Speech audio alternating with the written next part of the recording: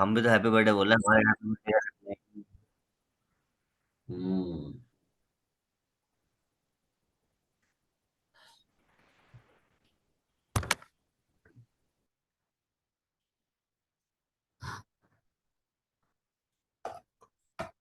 Okay. तो ये file खुला, मुझे बंद हो गया होगा पोर्ट। नया फाइल खुल जाए, इसके ऊपर पढ़ेंगे। तो आज हमें मेन मीडियन मोड से ऊपर थोड़ा सा स्टैंडर्ड एविएशन, और आज हमारा स्टैटिस्टिक का पार्ट खत्म हो जाएगा। ठीक है, फिर हम डेटा के बारे में पढ़ेंगे, नॉर्मलाइजेशन वगैरह सब के बारे में पढ़ेंगे। तो डेटा एनालिटिक्स वाली फाइल खोल लेते हैं। ठीक है। और वुड लाइक टू सी। ठीक। सर, बेल शेप कर्व वो समझा दोगे? Well shape. हाँ। बिल्कुल समझा देंगे यार, डोंट वरी। हाँ, समझा समझा देना सर। देंगे। वो ग्राफ में आएगा, ग्राफ में समझा देंगे। ठीक है।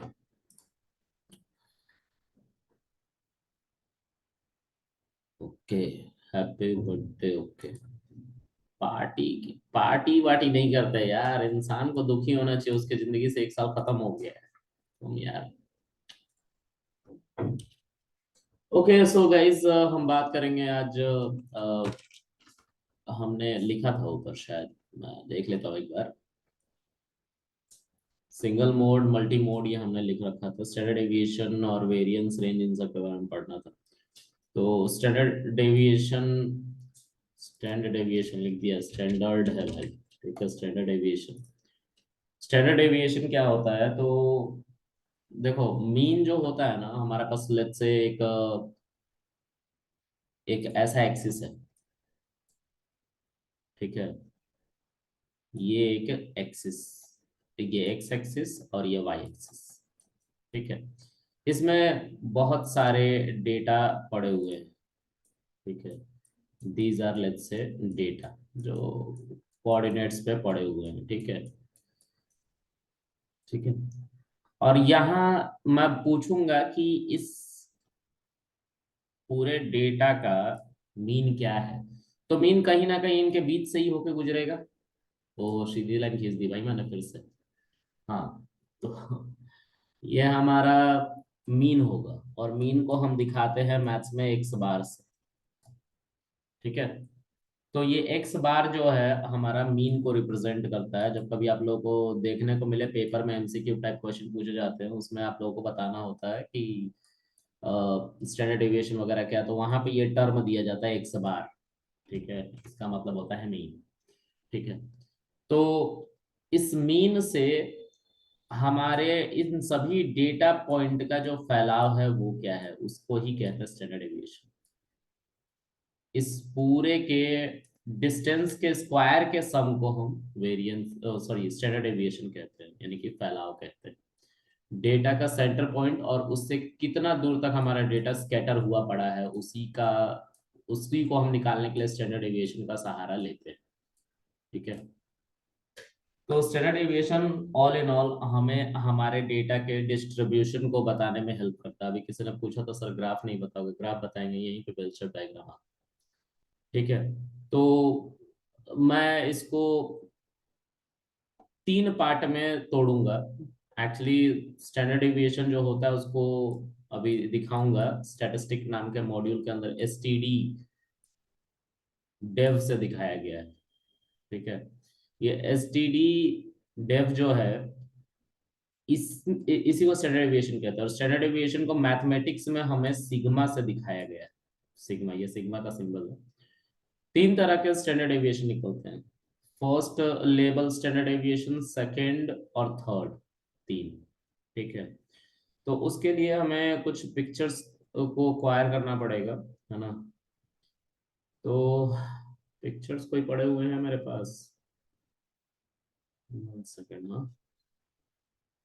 पिक्चर्स देखना पड़ेगा कि कुछ है कि नहीं है बस।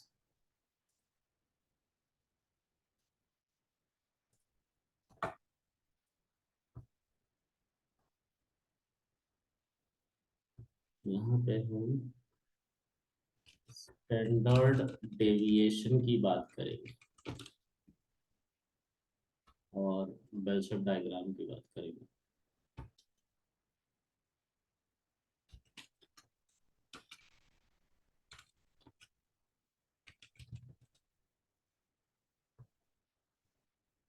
ठीक है, इमेज पे चले जाओ, and this is that image about which I'm talking right now.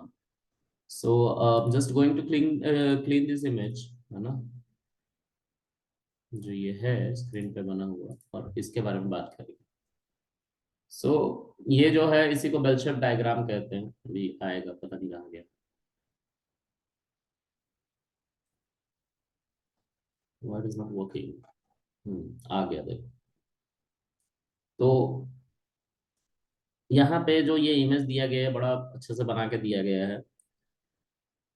ये जो डेटा बना हुआ है, ये किसी इवेंट के ऊपर जो परफॉर्मर होंगे उनके बेसिस पे बनाया गया है। मान लो कि कुछ बंदे होंगे जिनको सैलरी मिलती होगी उसके परफॉर्मेंस बेस पे, जैसे सेल्स वाले जो बंदे होते हैं उनके परफॉर्मेंस बेस पे उनको सैलरी दी जाती है।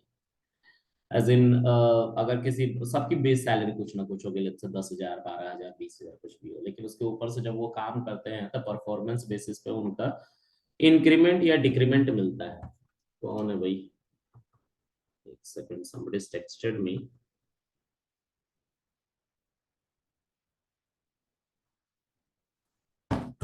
हाँ, बर्थडे पार्टी करेंगे, जल्दी करेंगे, देखते हैं। ठीक है, चलो। अभी मैं थोड़ी सी भसड़ मची पड़ी है जिंदगी में मेरे, है ना। अभी अभी भसड़ हुई है, तो देखेंगे, जब खुश होंगे तो पार्टी कर लेंगे। All right guys. तो ओह शिट,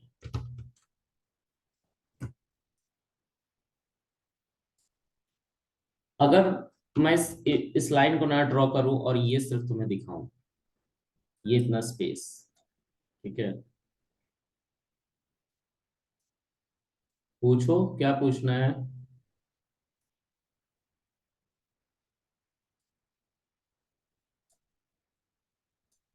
पूछो भाई। ये क्या? जो आप बता रहे हैं अभी, हाँ हाँ, ये किससे रिलेटेड है? ये हम अपने डेटा के डिस्ट्रीब्यूशन को समझने की हेल्प, मतलब समझने के लिए हेल्प करता है ये सब। हम जो डेटा एनालिटिक्स पढ़ने वाले हैं उसमें हमें हाँ। डेटा को समझना पड़ता है। इंटरव्यू में आपसे सीधा डेटा देके ये नहीं बोल देगा कि अच्छा ठीक है, इस पर numpy पांडा चला के इसको फिल्टर करके दिखाओ। वो सबसे पहले कॉन्सेप्ट पूछेगा कि आप करना क्या चाहते हो। इससे आपके पास बहुत सारा डेटा है और आपसे वो पूछना चाहता है कि बताओ इस डेटा का फैलाव क्या है, यानी कि स्प्रेड क्या है। तो उस स्प्रेड को समझाने के लिए आपको इन सभी ग्राफ की जरूरत पड़ेगी। मैं अभी बताऊंगा तो समझ में आ जाएगा, ठीक है। अभी ठीक है। देखते हैं। तो ये फर्स्ट लेबल है सिग्मा का, इसको फर्स्ट सिग्मा भी कहते हैं। ये जो है, ये जो बनाया है छोटा वाला, ये सेकेंड लेवल ऑफ सिग्मा है, ठीक है। और ये जो है, जो ये बड़ा वाला बनाया है, इसको थर्ड लेवल ऑफ सिग्मा कहते हैं, ठीक है। अब देखो, एक छोटे से एग्जाम्पल से समझाता हूँ। ये मान लो कि हमारा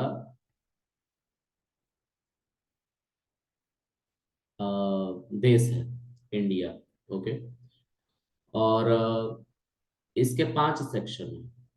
ये फर्स्ट सेक्शन है, सेकेंड, सॉरी, सेकेंड, 4 और 5, ठीक है। ऐसा मान के चलते हैं, एक सेकंड, 1, 2, 3, 4 ही हुए ना, ये 5, ऐसा है हमारा, मान लो कि देश, ठीक है। और अभी इसको स्क्वायर बना दिया, बनाना नहीं चाहिए था, एक काम तो इसको सर्कल बना, तो सर्कल बनेगा नहीं लेकिन मेरे से। 1 सेकंड, आई हैव समथिंग। ये मान लो कि हमारा देश है, ठीक है। और इसके अंदर बहुत सारे पोर्शंस बनाए गए हैं। पोर्शंस यानी कि एरिया बांटा गया है, ठीक है। और ये सारे के सारे इक्वली डिवाइडेड है।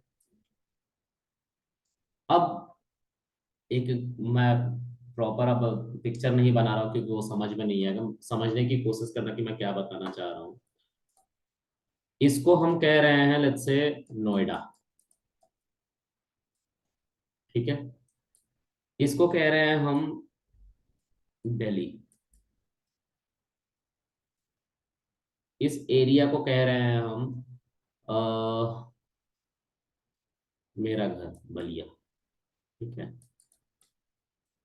इसको कह रहे हैं हम लखनऊ। ठीक है। और इसको कह रहे हैं राजस्थान। राजस्थान का कोई एरिया जैसे जैसलमेर। जैसलमेर स्पेलिंग के लिए माफ करना, पता नहीं है स्पेलिंग ये क्या है। तो हम मान के चलते हैं ऐसा कि नोएडा, ये पांचों जो एरिया मैंने लिखे हैं ना, पांचों का जो एरिया है, एरिया मतलब स्पेस रहने का, टेक्टोनिक प्लेट पे जो लैंड होता है, लैंड सबका इक्वल। ठीक है। तो इसमें जो है नोएडा एक मतलब कि इंडस्ट्रियल एरिया है, तो यहाँ पे पॉपुलेशन हाई होगी। मान के चलते हैं कि यहाँ पे 100 लोग हैं नोएडा में, पूरे के पूरे लोगों को 100 लोग मानते हैं। ठीक है। दिल्ली जो है वहां पे इंडस्ट्रीज नहीं है, लेकिन इंडिया की कैपिटल सिटी है, तो यहाँ पे 200 लोगों की आबादी है, ऐसा मान के चलते हैं। बलिया जो है वो एक डेवलप्ड एरिया है, तो उसकी भी आबादी बहुत है। लेट्स से उसकी आबादी है 120, क्योंकि वहाँ पे इंडस्ट्री नहीं है और वो थोड़ा हाई प्रोफाइल एरिया में भी आ गया है। ठीक है, तो उसकी आबादी भी ऐसी ही है। ठीक है। और लखनऊ जो है वो फिर से कैपिटल सिटी है, लेकिन लखनऊ में बहुत स्पेस है।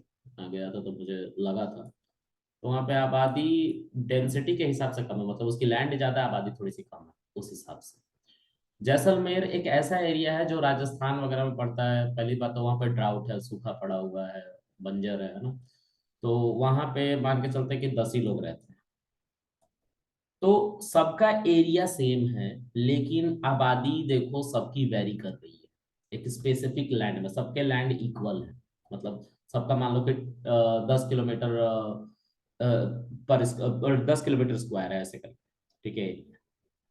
ये सबका 10 किलोमीटर स्क्वायर है। ठीक है। तो अगर इसको मैं एक ग्राफ पे बनाने जाऊं, ऐसा एक ग्राफ है। ठीक है। तो इन सभी रेंज को मैं बांटू, लेट्स से ये वाला जो है वो जैसलमेर है, ये जो आया 60 वाला ये लखनऊ है। थोड़ा सा ऊपर जाएगा, थोड़ा छोटा ही बनाता हूँ मैं इसे। ये लखनऊ है। ठीक है। उसके बाद आ जाता है नोएडा। ठीक है। या यू बोले दिल्ली आ जाता है, लेट्स से दिल्ली आ गया। ठीक है। ये दिल्ली है। ये है जैसलमेर, ये है नोएडा, ये है दिल्ली। ठीक है, आबादी के हिसाब से, क्योंकि सबका सेम एरिया है ना। तो फ्रीक्वेंसी ऑफ पर्सन की बात हो रही है यहाँ पे। यहाँ पे 10 ही लोग थे। यहाँ पे कितने थे, 60 लोग थे। यहाँ पे 200 लोग थे। ठीक है। उसी तरह से इसके जस्ट पास ये है, लेट्स से नोएडा, और इसकी आबादी है 100 लोग। उसके बाद सॉरी, मेरा घर कर लेते 120। ठीक है, इसको बलिया कर।